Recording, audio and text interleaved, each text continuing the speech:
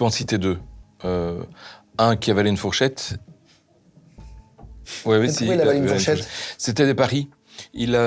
C'est un bon vivant. Et oui, un bon vivant, ça fait souvent un bon mort aussi, mais il avait des verres de bière et il flûtait le verre de bière qu'on lui offrait. Et le truc, c'est, tu me paies ma bière et j'avale ce que tu veux. Et il avalait des pièces de monnaie, il avalait toutes sortes de choses. Et là, il avale... Attends, le même soir? Ouais. Donc dans son bit, t'as retrouvé des pièces de monnaie? J'ai trouvé des pièces de monnaie. J'ai même retrouvé un couteau de friterie, tu vois, un couteau blanc. Mais c'est à quel moment il se dit que c'est pas... C'est des couteaux en plastique, de friterie. Oui, mais ça reste pas malin non plus. Ah non, c'est pas malin, non. Une pièce... ça, non, c'est pas malin. Mais il était franc bourré. Vraiment, il était à 2 grammes and chic quand il a avalé la fourchette. Fourchette, un morceau de fourchette de friterie. Alors tu vas savoir que quand on avale, il y a d'abord un rétrécissement ici au-dessus qui est l'ouverture de l'œsophage. Il y a un rétrécissement à peu près à cette hauteur-là où l'œsophage croise l'aorte et l'aorte fait une dépression sur l'œsophage, donc elle pousse un peu dessus. Et puis il y a le cardia, donc c'est l'ouverture de l'estomac.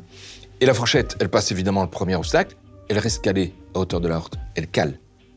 Et au fur et à mesure du temps, elle est rentrée progressivement, elle a traversé toute la paroi, elle est rentrée dans l'aorte. Et ça lui a fait une hémorragie interne?